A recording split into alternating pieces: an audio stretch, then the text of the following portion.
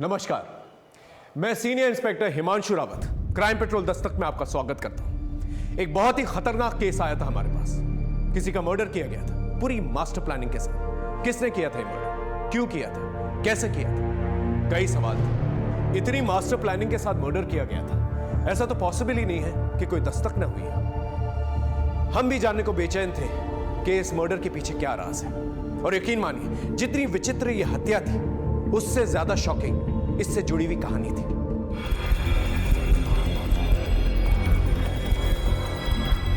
The number you are trying to call is currently not reachable.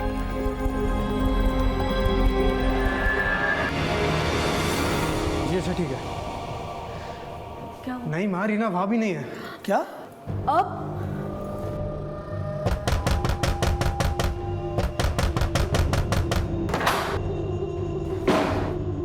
Reena?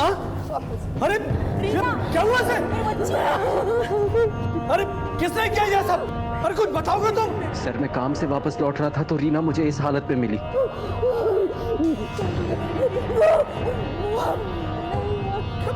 मैंने भी पूछा लेकिन कुछ बता नहीं पा रही है।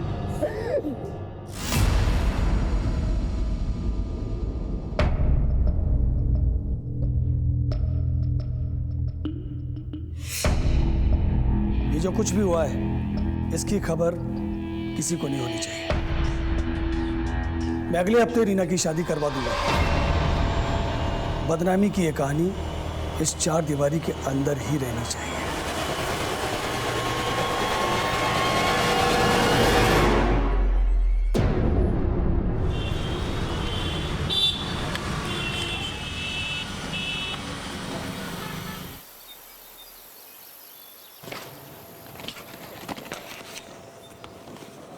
अंकिता, लंच तैयार हुआ? हाँ, लाई। आज आप कितने बजे तक आ जाएंगे? वही रोज की तरह 7 बजे। मैं भगवान से प्रार्थना करूंगी कि आज आपका काम हो जाए, प्रॉपर्टी की कोई बड़ी डील फाइनल हो जाए। काम प्रार्थना से नहीं, कोशिश से बनता है। चलता हूं।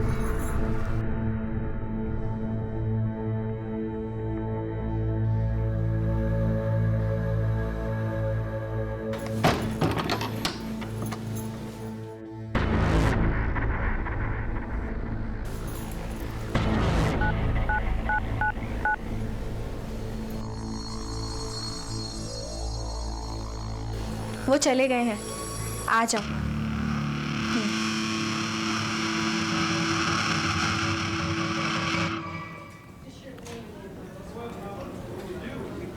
हाँ बेटा, मैंने सारे डिटेल्स भेज दिए, ईमेल चेक कर लें। सर। हाँ मनीष। सर ये आनंद सिन्हा है, ये अपनी पत्नी की मिसिंग रिपोर्ट लिखाने आए। बैठिए। सर रीना नाम है इसका। सर आज सुबह घर से निकली थी सेक्टर 29 के मार्केट से सामान लाने के लिए। जब काफ़ी देर तक नहीं लौटी और मैंने कई बार कॉल किया तो उसका फ़ोन स्विच ऑफ आ रहा है। दोस्तों और परिवार वालों से पूछताछ की? सर हमारा कोई दोस्त है ही नहीं। क्या मतलब? कहाँ से हैं? कटवाल गाँव। सर रीना का अतीत बड़ा ही अशांत रहा है। कुछ साल पहले रीना के परिवार में आपसी दुश्मनी के कारण रीना का रेप हुआ था। रीना के चचेरे भाई जग्गू ने किया था उसके साथ ये दुष्कर्म। इस हादसे के बाद रीना अपने पिता अमृतपाल के लिए अपमान का दाग बन चुकी थी। मैं अगले हफ्ते रीना की शादी करवा दूंगा। लेकिन रीना और मैं कॉलेज में साथ पढ़ते थे और एक दूसरे से प्यार करते थे, जिसका पता उसके पिता अमृतपाल को नहीं था। हम लोगों ने भागकर शादी करने का फैसला किया और यहाँ आकर शादी कर ली। उसके परिवार वालों ने तुम्हें ढूंढने की कोशिश की या रीना ने अपने माँ बाप से मिलने की कोशिश की? सर रीना ने तो नहीं, लेकिन मैं गया था अमृतपाल से मिलने के लिए, उनसे माफ़ी मांगने के लिए। माफी? अरे मेरा बस चले तो तुझे और रीना को जिंदा गाड़ दूं मैं। सारी दुनिया में मेरा तमाशा बना के मुझसे माफी मांगने आया तू? अरे मर चुकी है रीना, मेरे लिए मर चुकी है। और सुन, चुपचाप निकल जा यहां से और दोबारा यहां आने की गलती मत कर। अगर दोबारा आया तो यहां से जिंदा वापस नहीं जाएगा। निकल यहां से।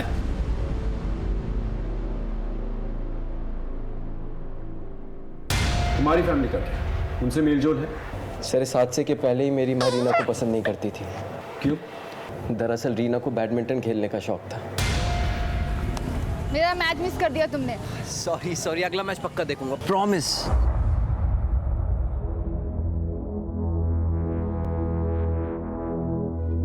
आनंद, तुम्हें कितनी बार कहा है मैंने, हमारी घर की होने वाली बहू इस तरह के खेल कूद में हिस्सा नहीं लेगी, जहाँ पर खेल कम और टांगे ज्यादा देखते हैं। देखने वालों की नजर पे है माँ जी। अपने बच्चे को दूध पिलाती माँ को भी लोग बुरी नजर से देखते हैं। आनंद, फैसला कर ले, तुझे मेरे साथ रहना है या इसका साथ निभाना है।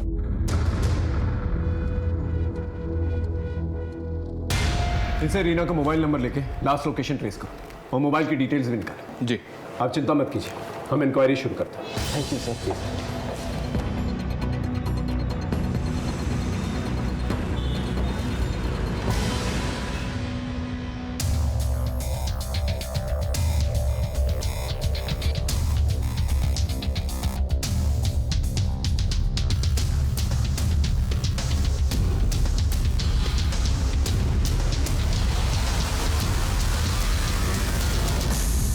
सर, रीना की last location sector 29 central market में ही थी। वहां लोगों से इंक्वायरी की, लेकिन किसी ने भी रीना को पहचाना नहीं। कोई सीसीटीवी फुटेज? नहीं सर, लगता है जैसे हवा में गायब हो गई। आनंद की माँ से भी पूछा, हम नहीं जानते उसकी जिंदगी में क्या चल रहा था और नहीं जानना चाहते। कहीं रीना के लापता होने का कारण उसके साथ वो हादसा तो नहीं? लेकिन सर, आनंद के मुताबिक पिछले 2 साल से रीना अपने परिवार से मिली तक नहीं है। फोन लगा के देखो क्या जवाब है।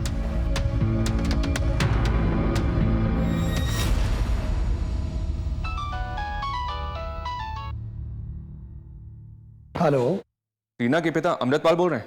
रॉन्ग नंबर, और दोबारा फोन मत करना। हेलो, फोन कर दिया सर, दोबारा ट्राई करता हूँ।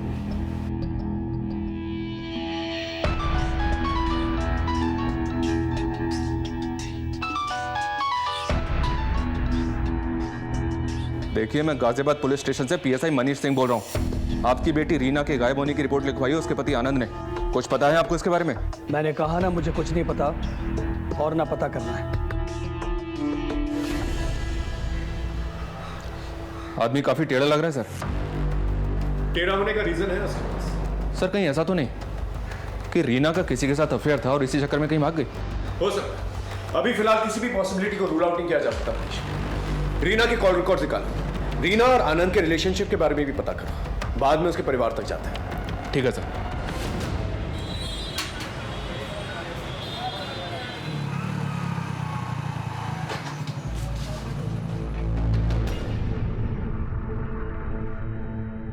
गीता कहाँ चली गई?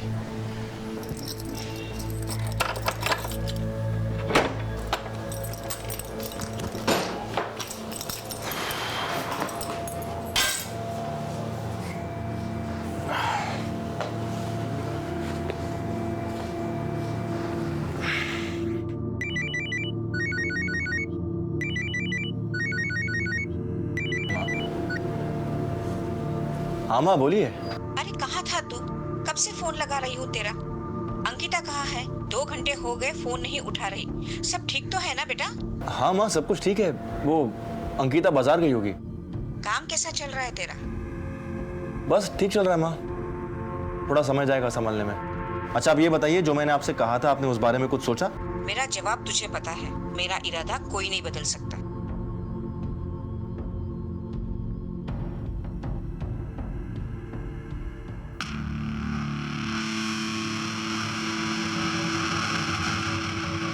अरे आप आज जल्दी आ गए। अंकिता, कहाँ थी तुम? माँ तुम्हें कब से फोन लगा रही है, तुम फोन क्यों नहीं उठा रही हो? वो मैं मार्केट गई थी, फोन चार्जिंग पर लगा है।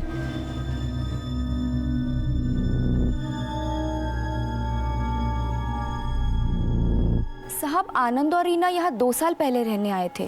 वैसे तो दोनों खुशहाल ही रहते थे, लेकिन बच्चे के पैदा होने के बाद दोनों लड़ने झगड़ने लगे थे। चुप, एकदम चुप, बहुत जुबान चलने लगी है तेरी। साहब, आनंद रात को बीवी से झगड़ा करके जाता था और सुबह में नशे की हालत में आता था। पैसों का भी प्रॉब्लम चल रहा था।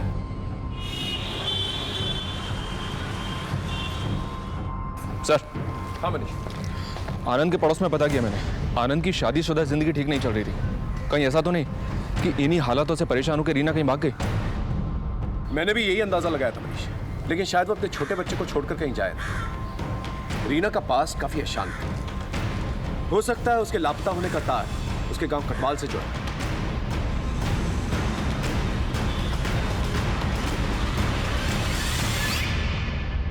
रीना का घर यही है? जी बाबा, पुलिस आई है। पूछो उनसे क्या काम है। कहना है केस के सिलसिले में पूछताछ करनी है, अगर वक्त नहीं है तो समन्स भेज के थाने बुलवा लेते हैं। मैंने आपसे फोन पे ही कहा था कि रीना से ना तो मेरा कोई रिश्ता है और ना ही कोई लेना देना। क्या हुआ रीना को? कालिक पोती थी रीना ने हमारे परिवार के मुंह पर। जग्गू ने उसके साथ जो कुछ भी किया, उसके बाद मैंने उसके लिए एक बहुत अच्छा रिश्ता तय किया था, लेकिन रीना मेरे नाक के नीचे मेरे ही टुकड़ों पर पलने वाले एक मामूली से आदमी आनंद के साथ भाग गई। इतना सब होने के बावजूद आनंद ने रीना को अपना लिया, उससे शादी भी कर ली। वो तो आपके पास माफी भी मांगने आया था। आनंद, उसकी बातों पर भरोसा मत करना। वो मेरे पास माफी मांगने नहीं, जायदाद में हिस्सा मांगने आया था। अगर सीधी तरह से आपने रीना को उसका हिस्सा नहीं दिया ना, तो मुझे कोर्ट जाना पड़ेगा। हाँ, अगर आप रीना को अपनाना नहीं चाहते तो मत अपनाओ, लेकिन उसे उसका हिस्सा तो देना पड़ेगा। अच्छा, तो कोर्ट जाएगा? जा, मुझे जो देना था वो दे चुका हूं। अब तुझे इस घर से सिवाय बेइज्जती के और कुछ नहीं मिलेगा। हम यहाँ रीना की मिसिंग कंप्लेंट की तफ्तीश कर रहे हैं। क्या आप लोग में से कोई जानता है कि रीना कहाँ है? एक बार चली गई सो चली गई, पलट के वापस नहीं आई सर। ठीक है, जैसे आप लोगों को कुछ पता चलता है हमें बताइएगा।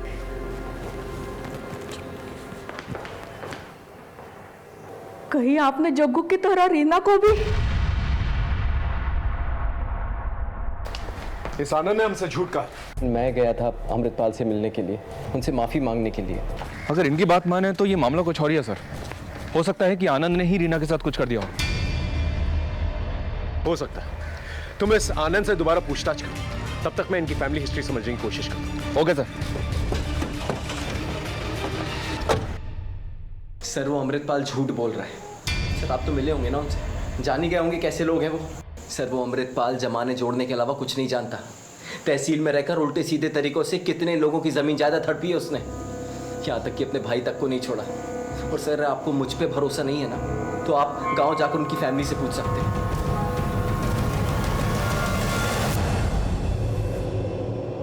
साहब, अमृतपाल ने हमें बर्बाद कर दिया था। सारी उपजाऊ ज़मीन उसने अपने नाम पे कर ली थी और सारी बंजर ज़मीन उसने हमारे लिए छोड़ दी। इस बात को लेकर जब मेरे बेटे जगन्नाथ ने आवाज़ उठाई तो अपनी ही बेटी के बलात्कार की झूठी केस में उसे फंसा दिया। मुझे आज भी याद है।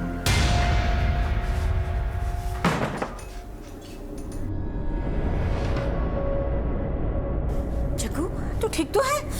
माँ, वो मेरे पीछे पड़े माँ, वो मुझे मार देंगे। मैं बस तुझसे मिलने आया था। तुझे पता है ना माँ, मैंने रीना का बलात्कार नहीं किया था, मुझे फंसाया गया था। मैं जानती हूँ बेटा। जग्गू, मुझे जाना होगा माँ, अपना ख्याल रखना।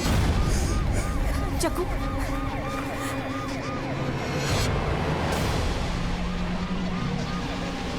जब वो जेल से बाहर आया तो अमृतपाल ने मुख भरी करके उसे पुलिस के हाथों मरवा दिया।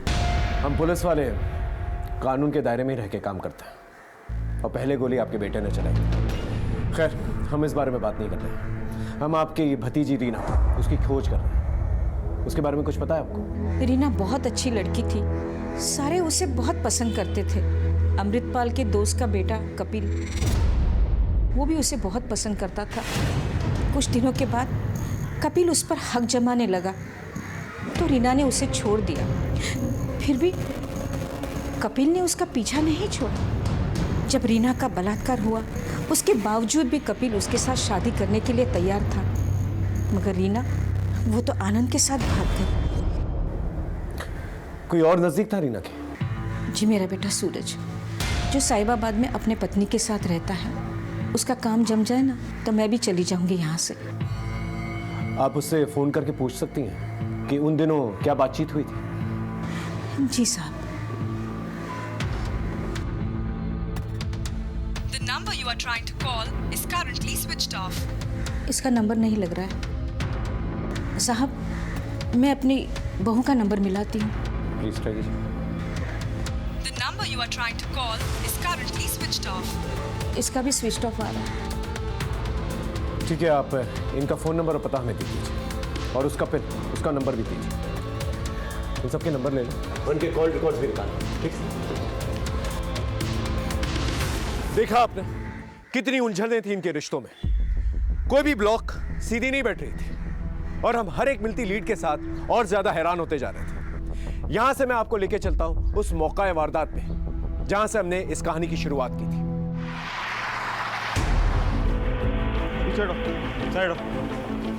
फोन किसने किया था? सर मैंने फोन किया था आपको। हाँ बोलिए। साहब मैं अपनी सहेली अंकिता से मिलने आई थी। आई तो देखी दरवाज़ा खुला पड़ा था, अंदर जाके देखी सारा सामान बिखरा पड़ा था और घर में भी कोई नहीं है सर। लेकिन सर एक बात मुझे बहुत खटकी। चलिए मैं आपको दिखाती हूँ।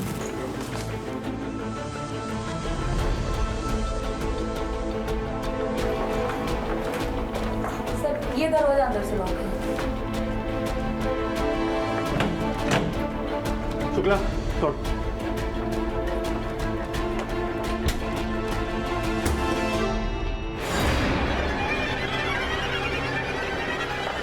सर बाहर के दरवाजे का लॉक टूटा हुआ है। एक काम करो, घर को अच्छे से चेक करो, शायद कुछ पता चले। यहाँ और कौन कौन रहता है? सर अंकिता और उनके हस्बैंड कुछ ही महीना पहले शिफ्ट हुए सर।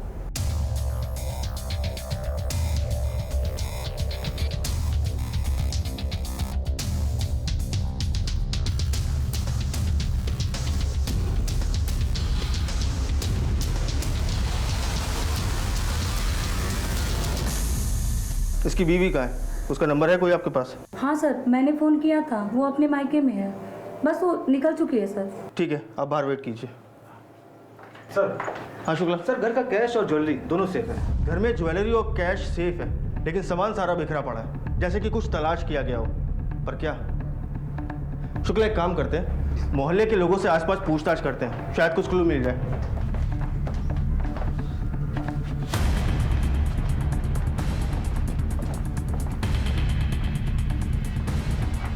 कातिल को हमला करने के लिए इस ऊंचाई तक चढ़ना पड़ा होगा। सिंह आसपास चेक करो, देखो कुछ मिलता है क्या। चेक करो।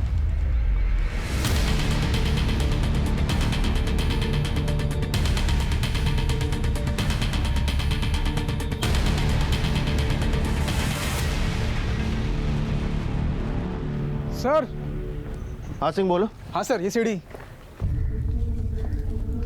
शुक्ला मर्डर वेपन के साथ इस सीढ़ी को भी फॉरेंसिक में भेजो, शायद कोई फिंगरप्रिंट मिल जाए। Okay sir. सर ये पास में गन्ने का जूस का ठेला लगाता है, इसने कुछ देखा है? क्या देखा तुमने? साहब परसों शाम से एक बूढ़ा आदमी यहाँ आता था और उसके हाथ में एक ऐसी सीढ़ी थी और हाथ में एक सब्वल था। देखने में कैसा था? उसका स्केच बनवा सकते हो? नहीं साहब, इतना ध्यान से उसका चेहरा नहीं देखा था। ठीक है, जा सकते हो। शुक्ला। जी सर। इस बूढ़े आदमी के बारे में पता करो, मुझे लगता है कि हमलावर यही है। और इस सीढ़ी और सब्बल के बारे में भी पता करो, देखो ये कहाँ से खरीदा गया है। पास ही में एक मजदूर चौक भी है, वहाँ भी पूछताछ करो। Okay sir.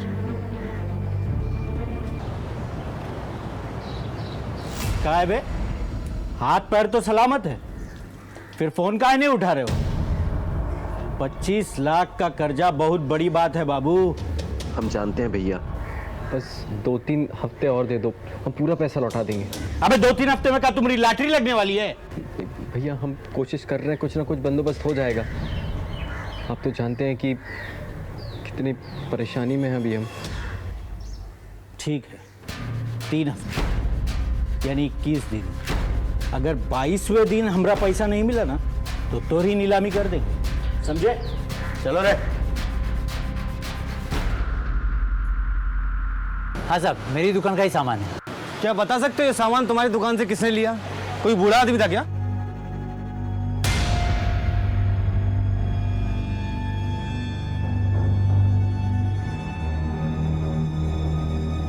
हाँ साहब, बूढ़ा आदमी था। आप उस बूढ़े आदमी का स्केच बनवा सकते हो? इतना साफ तो याद नहीं है साहब मुझे। ठीक है, थैंक यू। कांस्टेबल एक काम करो, इस एरिया के सारे सीसीटीवी फुटेज चेक करो, कहीं ना कहीं कैप्चर तो हुआ होगा। सर मैं 1 हफ्ते के लिए अपने मायके गई थी क्योंकि मेरे पति भी गांव जाने वाले थे। अंकिता, क्या लगता है आपको, आपके पति की हत्या किसने की होगी? सूरज की किसी से कोई दुश्मनी थी? पता नहीं सर, मेरे पति तो बहुत सीधे साधे इंसान थे, प्रॉपर्टी डीलिंग का काम करते थे। लेकिन सर उनका कुछ दिनों से एक समीर नाम के प्रॉपर्टी डीलर से झगड़ा चल रहा था। इनफैक्ट सर उस समीर ने उनको धमकाया भी था। ठीक है अंकिता, अभी आप जा सकती हैं, जरूरत पड़ने पे हम आपको फिर बुलाएंगे। जी सर।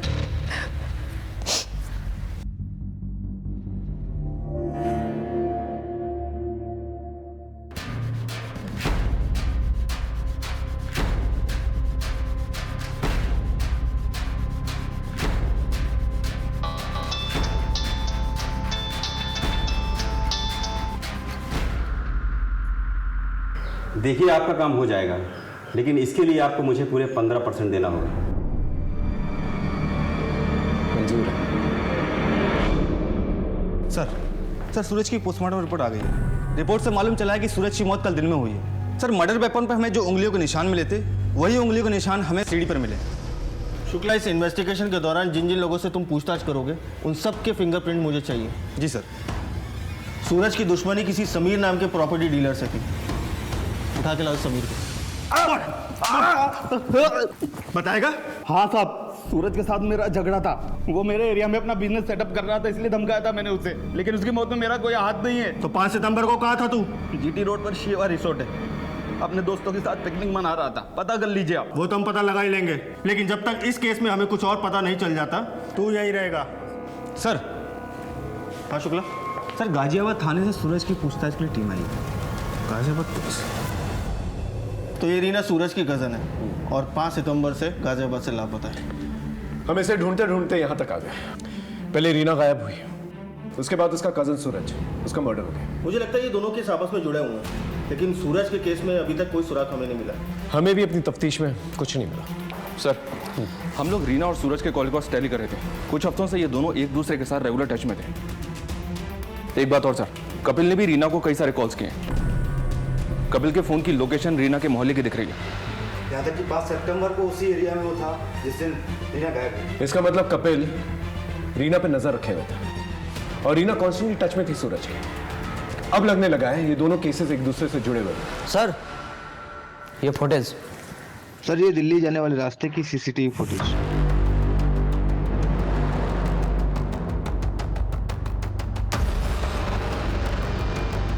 ये बूढ़ा आदमी सीसीटीवी फुटेज में क्लियर दिख रहा है और दिल्ली जाने वाले रास्ते से दिख रहा है। और जिस ऑटो से ये निकला था उसका नंबर भी साफ साफ दिख रहा है। शुक्ला, एक काम करो, इस ऑटो को ट्रेस करो और पता लगाओ ये आदमी कौन है। Okay sir. और हम लोग आनंद से पूछते हैं ये रीना, कपिल और सूरज का क्या ट्रायंगल है?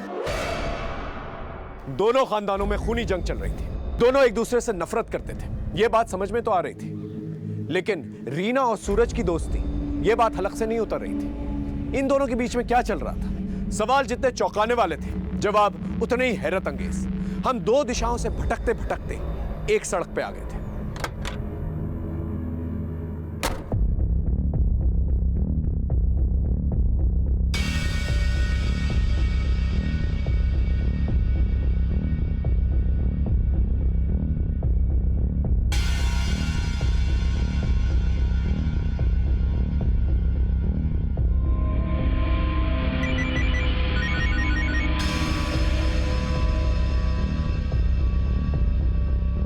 हेलो।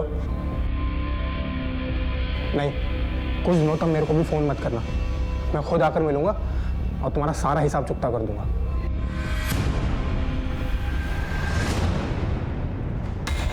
क्या सूरज का खून हो गया? सर रीना का कुछ पता चला? वो हम पता कर रहे हैं।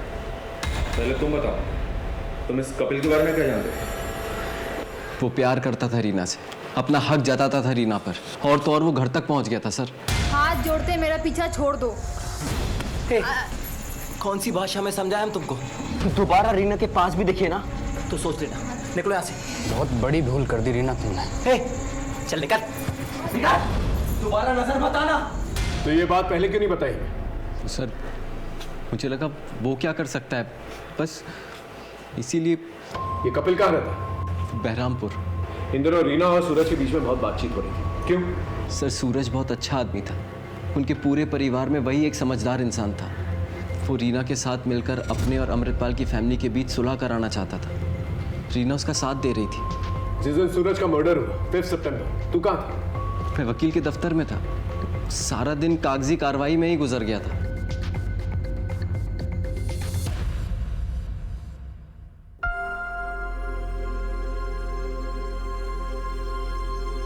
जो हुआ सो हुआ माँ, भूल जाइए। एक नए सिरे से शुरुआत कीजिए माँ। और ले देखिए, एक चाचा जी तो है हमारे, इस नफरत की लड़ाई को हम यही खत्म कर देते हैं।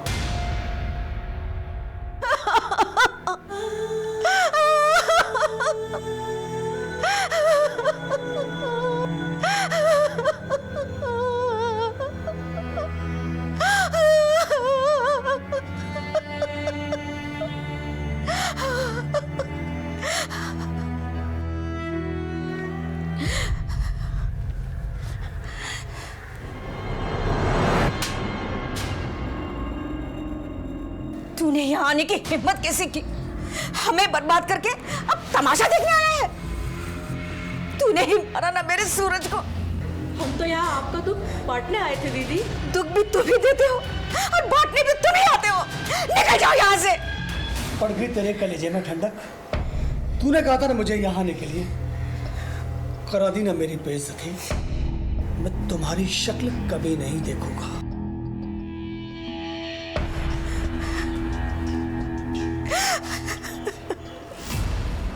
रीना ने तुझे छोड़ दिया, लेकिन तूने रीना को नहीं छोड़ा, क्यों? क्योंकि सर मैं रीना से बहुत प्यार करता था। और रीना आनंद से? नहीं सर, आनंद ने तो उसे फंसाया था।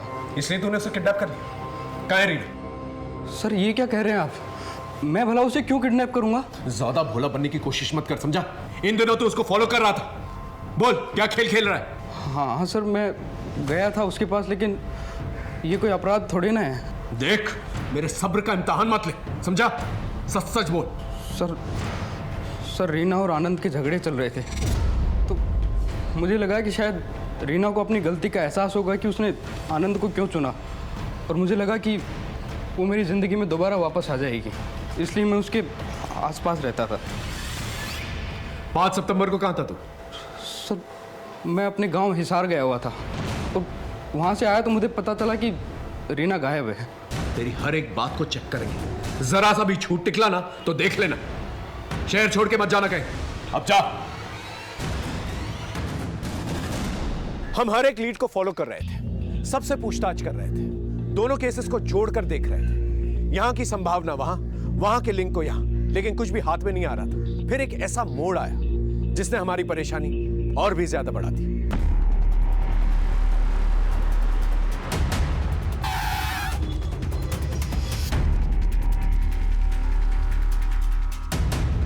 सांप ये देखो।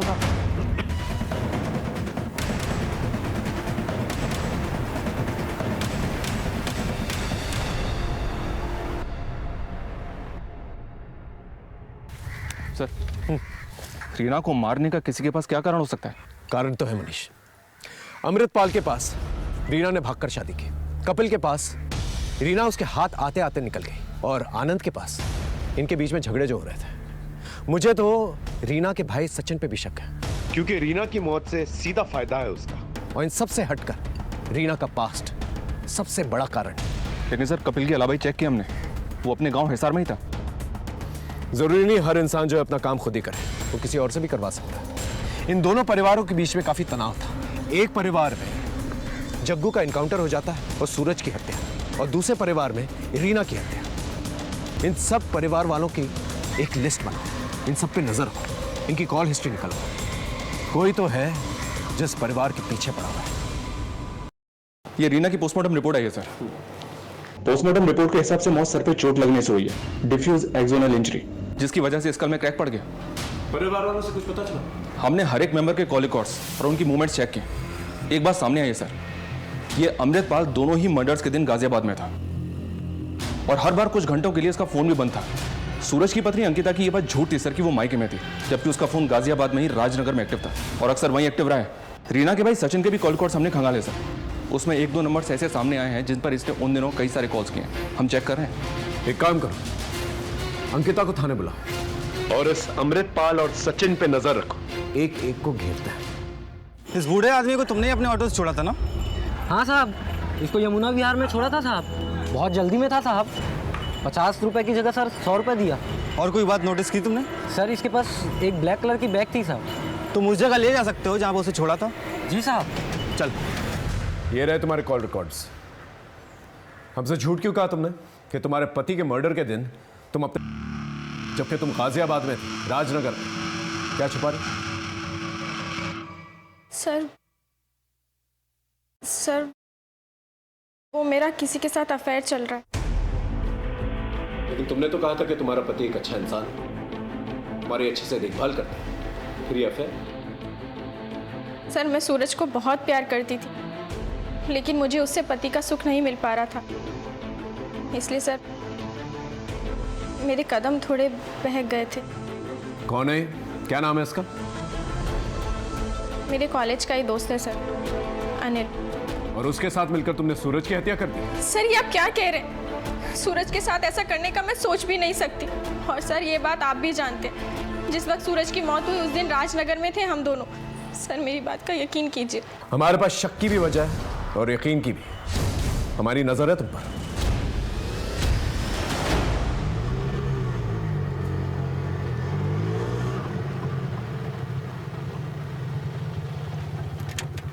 साहब यही वो जगह है। वो बुड्ढा यहाँ पे उतरा और सीधा चला गया साहब।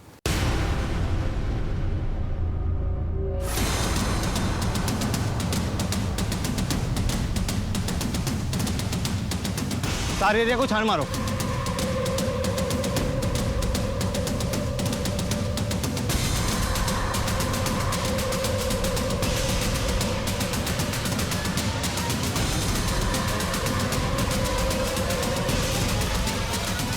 सर यहाँ कुछ मिला है?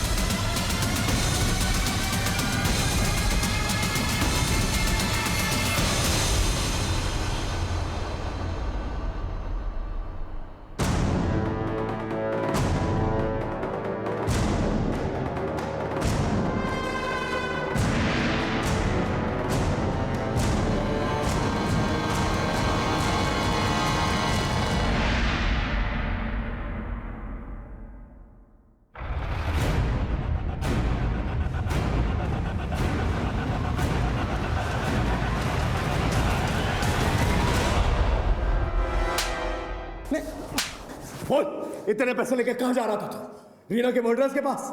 नहीं सर, रीना की हत्या और मैं। तो फिर ये सब क्या है? सर मुझे एक्चुअली प्रोस्टिट्यूट के पास जाने की लत लग गई थी सर। पापा पैसे देते नहीं थे तो मैंने सोने में मिलावट करके पैसा कमाया सर। बस उन्हीं का हिसाब चुकता करने जा रहा था सर। तो फिर भागा क्यों? सर मुझे लगा आप लोग सोने के मिलावट के केस में मुझे पकड़ने आए। सर ये सब मेरे को जग्गू भैया ने सिखाया सर। जग्गू जिसने तेरी बहन का रेप किया? सर रीना खुद नहीं जानती थी उसका रेप किसने किया। सर उस हादसे के बाद पापा ने उसे घर में कैद कर दिया था और सर हम लोग को बाद में पता लगा कि वो प्रेग्नेंट है, तो पापा ने उसका अबॉर्शन करा दिया और कपिल के साथ उसकी शादी फिक्स कर दी, जिससे किसी को कुछ पता ना चले। कपिल शादी करने के लिए तैयार था, लेकिन तब तक रीना भाग गई थी और पुलिस को जग्गू की लोकेशन भी पापा ने दी थी, जिस मुठभेड़ में वो मारा गया।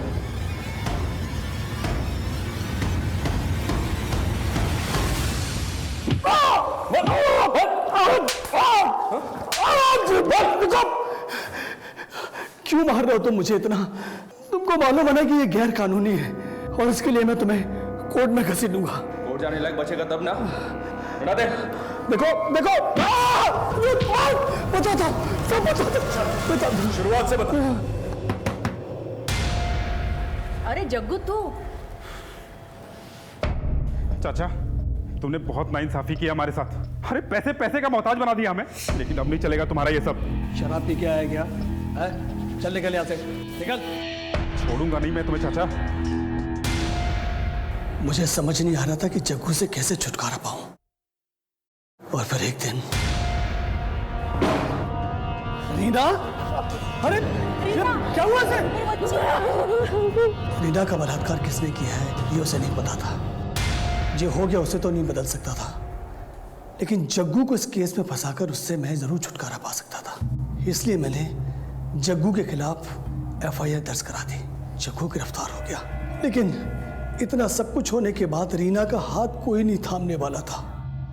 इसलिए मैंने जमीन का एक हिस्सा रीना के नाम कर दिया। वो जमीन भी मेरी हड़पी हुई थी। कितना लालची आदमी है तो अपनी बेटी के इतने बड़े हादसे को अपने फायदे के लिए इस्तेमाल किया। जग्गू को दोबारा कैसे फंसाया? जेल से छूटने के बाद जग्गू और भी खतरनाक हो गया था और पुलिस का एक वांटेड मुजरिम था। इसलिए मैंने उसके लोकेशन की इंफॉर्मेशन पुलिस को दे दी। चल अब इतना बता दिया तो ये भी बता दे, रीना और सूरज के मर्डर के दिन तू गाजियाबाद में क्या कर रहा था और तेरा मोबाइल फोन क्यों ऑफ था? दोनों के मर्डर में तेरा हाथ है ना? बोल बोल। नहीं, गाजियाबाद में अक्सर तहसील के काम से जाता हूँ और वहां मुझे अपना फोन स्विच ऑफ रखना पड़ता है। मैंने इन दोनों में से किसी का मर्डर नहीं किया। सर ये अमृतपाल क्या सच कह रहे हैं? अगर इसका हाथ नहीं है तो फिर किसका हाथ है? क्योंकि इसके अलावा हमारे रडार में और कोई बूढ़ा आदमी नहीं है। हमने रीना और आनंद की पूरी जिंदगी खंगाल ली, सारे एलिबाइज भी चेक कर लिए, कुछ नहीं मिला। कुछ तो मिसिंग है मनीष। सर एक नई इन्फॉर्मेशन हाथ लगी है। सर हम जैसे बूढ़ा आदमी समझ रहे थे, बल्कि बूढ़ा आदमी नहीं, बूढ़े आदमी के भेष में था। उस रिक्शे वाले ने जिस जगह उसको उतारा था उस जगह से हमें कुछ चीजें मिली हैं, जैसे जले हुए बाल और बैग।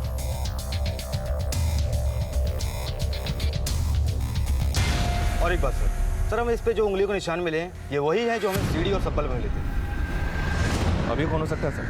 सचिन, कपिल, आनंद या कोई और? लेकिन सर इन सब के रिकॉर्ड्स, इनके अलावा हमने ऑलरेडी चेक किया, सब ठीक है। मनीष तुमने सुना अमृतपाल ने क्या कहा? कुछ स्टेटमेंट्स बड़े काम के होते हैं। एक काम कर मनीष। Okay sir.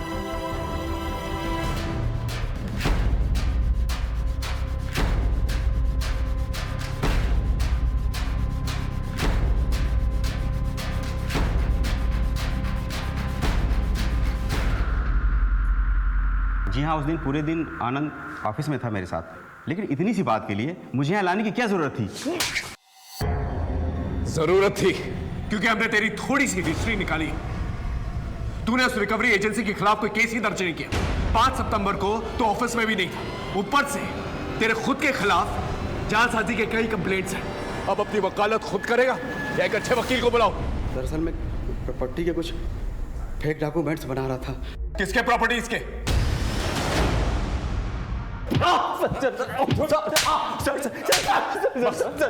मुझे क्यों मार रहे? तेरे वकील ने तेरी वकालत छोड़ दी है, समझा? अपना जुर्म कबूल कर लिया। अब तेरा DNA और फिंगरप्रिंट सारी कसर पूरी कर देंगे। अब सच सच बता। बोल। मैं बताता हूँ, पूरी तरह से कर्ज में डूबा हुआ था। लेनदार धमका रहे थे सर। तभी मुझे पता चला कि रीना के बाप ने उसके नाम पे बहुत सारी जमीन कर रखी है, लेकिन वो रीना को दरिया दिली सूझ रही थी। आनंद उस जमीन को भूल जाओ। पापा ने धोखे से हथिया था वो जमीन, जिसकी थी हमने वापस कर दी। किसे? सूरज को। अपने पति की मदद करने में बड़ी दिक्कत हो रही है तुमको, लेकिन अपने दुश्मनों पर लौटाने के लिए सब कुछ है तुम्हारे पास। देखो पापा ने जो गलती की है ना, उसे मैं सुधारना चाहती हूँ। मैं और सूरज मिलकर ये दुश्मनी खत्म करना चाहते हैं। और रही बात तुम्हारे कर्जे की आनंद, उसके जिम्मेदार तुम खुद हो, मैं नहीं। बहुत मुंह चलने लगा है, बहुत मुंह चलने लगा है।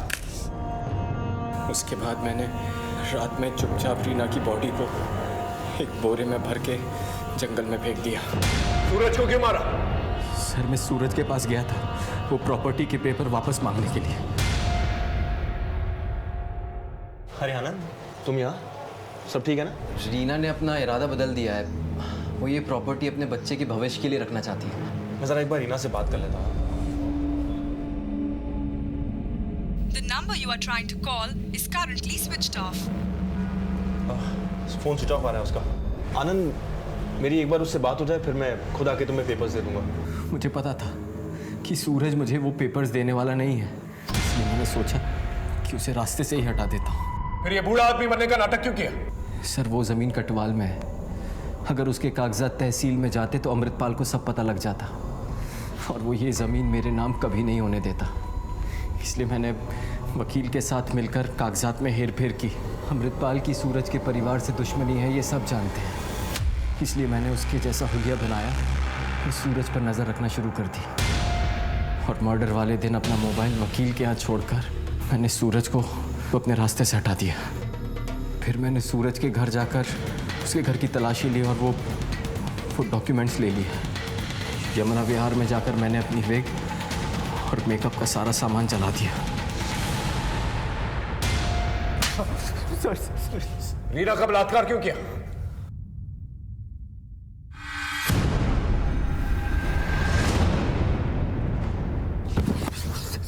बोल, रीना का रेप क्यों किया? बोल। सर बताता सर, वो अमृतपाल रीना के लिए रिश्ते ढूंढ रहा था और वो कपिल उसके पीछे पड़ा हुआ था। सर मुझे लगा कि रीना मेरे हाथ से निकल जाएगी, इसलिए मैंने अपने एक दोस्त से कह के उसका रेप करवा दिया और खुद हमदर्दी जताने चला गया। मैं रीना को भगा कर ले गया, सोचा कुछ दिन में सब कुछ ठीक हो जाएगा, लेकिन कैसा इंसान है तू? अपनी लालच में इतनी तबाही मचाई, अब सारी जिंदगी जेल में सड़ना और यही सोचना। हर जुर्म के पीछे एक कहानी होती है, एक दस्तक होती है। जो वक्त रहते संभल गए तो संभल गए, वरना जुर्म की ये खाई अच्छों को निगल जाती है। फिर मिलेंगे एक नए केस के साथ। तब तक देखते रहिए क्राइम पेट्रोल दस्तक। मकसद बताना नहीं, बचाना है।